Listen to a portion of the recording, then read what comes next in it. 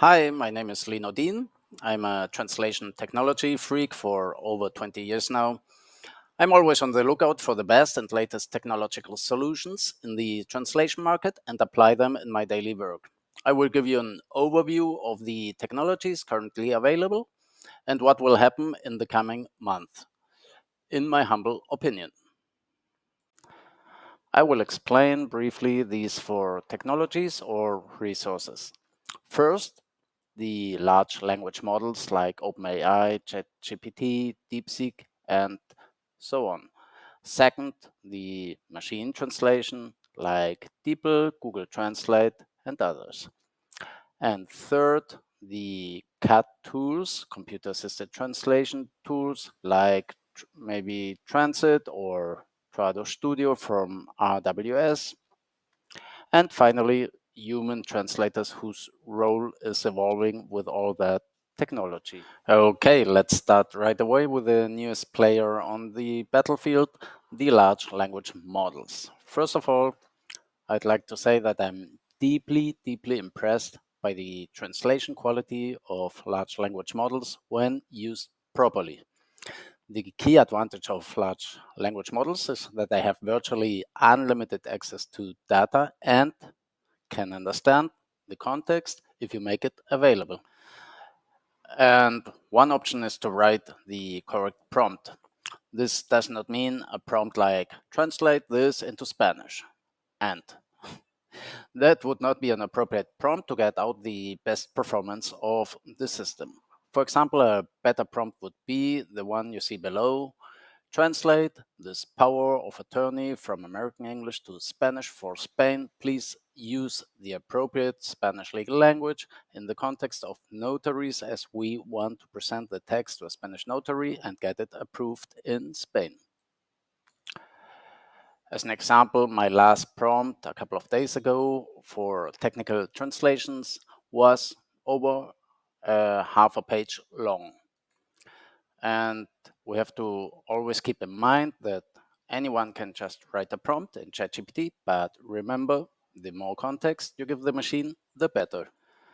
The next step, especially for companies, is that language engineers, with the help of the IT departments, will not just write a simple prompt, but will build their own customized translation bots or agents via an interface to a large language model trained for the specific needs of their company. We can provide these agents with high quality reference tags in both languages, terminology lists, and translation memories, and much more. And we can even train the machine and make it better over time. So why is training important? As an example, let's say we have a German pharmaceutical text in which the word test is used.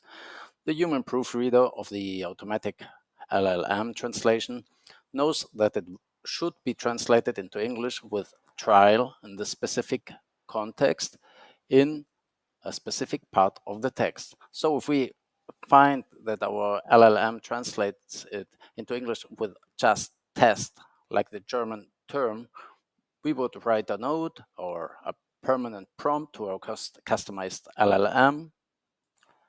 If you find the German term test, please check thoroughly the context if it might need to be translated as trial and not just as test. This way we can make our custom translation agent better and better for our specific needs on a long-term basis. I will move on to the next player, the classic machine translation. Everyone knows DeepL or Google Translate. So it's funny to call it already classic, as not long ago there were the rookies, especially DeepL, with a high quality not seen back then. And nowadays they work quite well, especially for certain language pairs. They work rule-based with a certain amount of data that was given to the machine translations by DeepL, Google Translate, etc.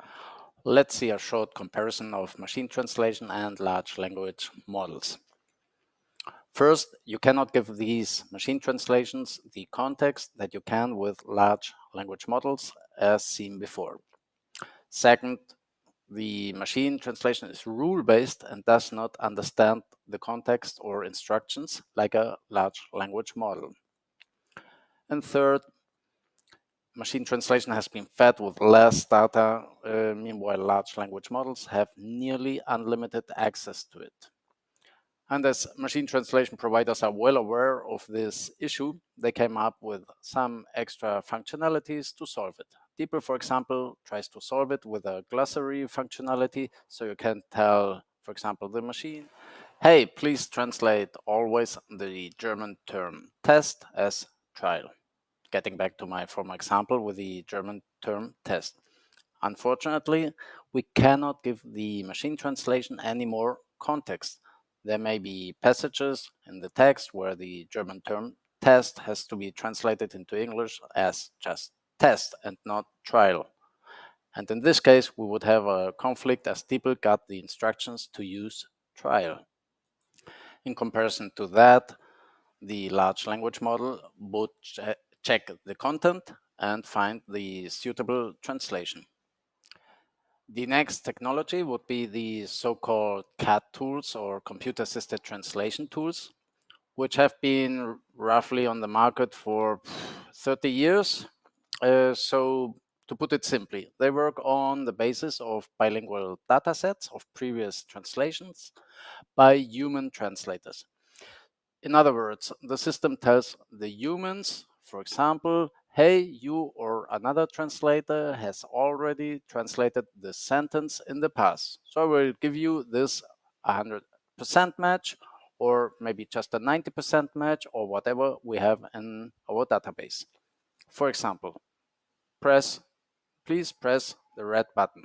It's already translated in our database. And now in the new text, the following text comes up. Please press the green button.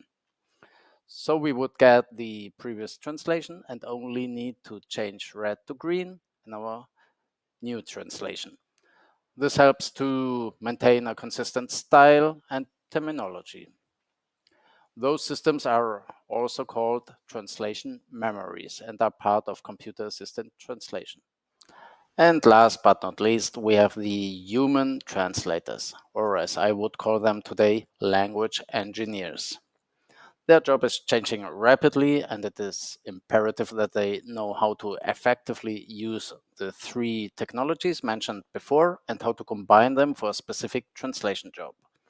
The human translators, post editors, or whatever you want to call them, will have to learn how to adapt to the machines to get better results. Those who don't adapt will soon be out of the business, or they are already out of the market. So, which technology will take finally the lead? First, my personal opinion, based on practical work experience on a daily basis, is that classic machine translation will become less important and large language models will take most of its place. Reason?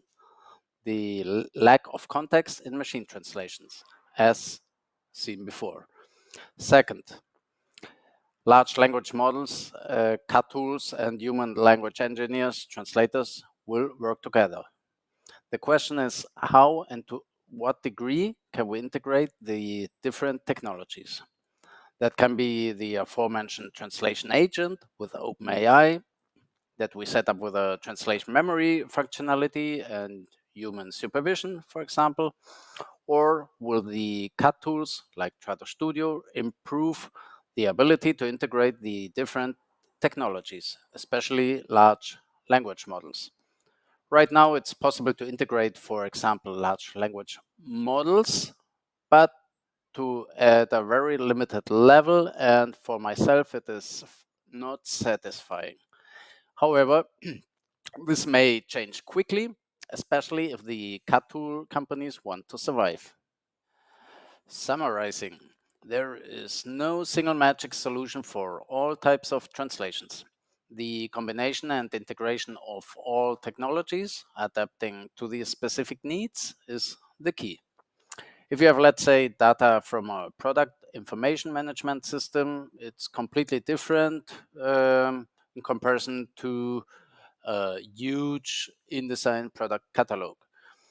The best solution in this case for the InDesign catalog is most probably to use computer-assisted translation like Trados Studio or similar, to be able to handle the InDesign file type and integrate into the computer assisted translation to the other technologies.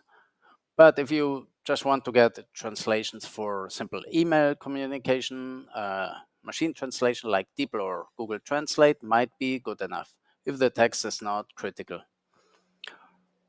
For example, let's say if you have an instruction manual for an expensive machine or equipment, you would definitely need the human factor to make sure that in the worst case scenario, the machine doesn't break because of a bad translation. One approach can be first classify the text. Some may be translated completely automatically with a good preparation of the machine by language engineers for that purpose. And if the text or webinar or whatever or white paper is not that critical, we can decide and just put a disclaimer below automatic translation. That's just an option. And yeah, as for the integration of the different technologies and the human factor, there are a lot of different ways how to combine and integrate these different players, but that is enough material for another video. So see you soon. Bye bye.